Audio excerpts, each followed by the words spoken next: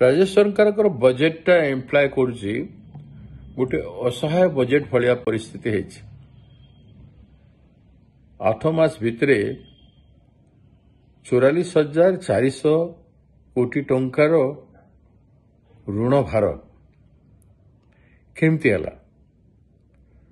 केंद्र सरकार सहायता एवं राजस्व आर्निंग केते तलकू खसी जाइए ऋण भार रे केते इंक्रीज है एवं जो हिसाब रे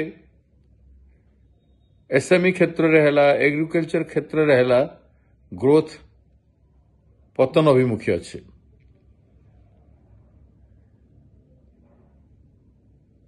संपूर्ण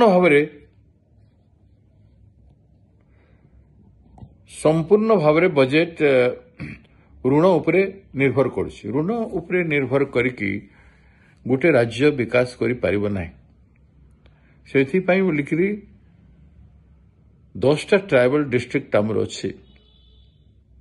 से 10टा ट्राइबल डिस्ट्रिक्ट रे जो परिमाण रे डेवलपमेंट एक्टिविटीज हेबा कथा रिजनल इम्बैलेंस को कम्बैट करबा पई जो पदक्षेप ग्रहण करबा कथा जंगल अंचल लोक मानकर आर्थिक अवस्था रे उन्नति आनिबा कथा ए सब योजना करिबारे से माने सक्षम हे पारि नाहंते ए बजेट चा देखुची एबे हमरो मिशन शक्ति रे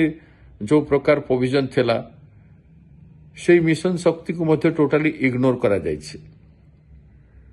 प्राइम मिनिस्टर आवास योजना महिला मानक पाई बजेट श्री अन्न योजना अभियान एवं सुभद्रा योजना आदि रे बजेट रो परिमाण बहु क्षेत्र रे रिड्यूस करा जाइछे तो ए बजेट रे आत्मविश्वास नहीं ओडिशार प्राइस राइज एते दूर रे होईछि ताकू कंट्रोल करिवार कोनोसी मोडालिटी नहीं मेकानिज्म नहीं ओडिशा इन्फ्लेशन रेट 6.5% को पहुंचे सारी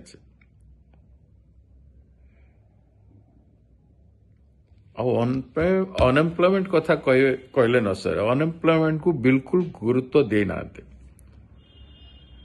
तेणु मु बुझी पारनी केमती एमाने आसंता दिन रे सरकार चले पारिबे ए 8 मास रे तांकर जो शपथ करथिले जो योजना करिबे बोली निर्वाचन समय जो प्रतिश्रुति देइथिले से प्रतिश्रुति अनुसार जेते पदक्षेप ग्रहण करबा कथा सेते पदक्षेप ग्रहण करि पारि नाहंती राज्य सरकार सहयोग करी नहीं नाहंती भारत सरकार रू कि भारत सरकार सहयोग करि नाहंती राज्य सरकार डबल इंजिन रो सरकार रो बजेट ओडिशा लोकन को इच्छा होत करि पारिबो नाही एवं करी नाही ए बजेट को देखिले जो माने अनुध्यान करिवे समस्त दुखित निश्चित भाव रे हेबे हु बेकारी समस्या आज आम राज्य रे बढ़ी चली ताकू ए बजेट रे संपूर्ण भाव रे अवहेला करा जायछि नेग्लेक्ट करा जायछि जॉब अपॉर्चुनिटीज क्रिएशन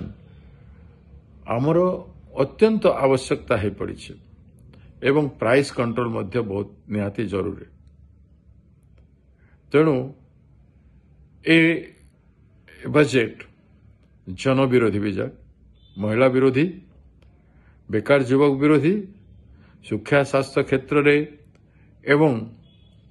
अन्यान्य सबु क्षेत्र रे जो गुड़ाक मु कहली से सबुरे से माने विरोधाचरण भलिया बजेट परिवेषण करिसंती गोटे शक्तिशाली बजेट नुह गोटे दुर्बल बजेट नमस्कार।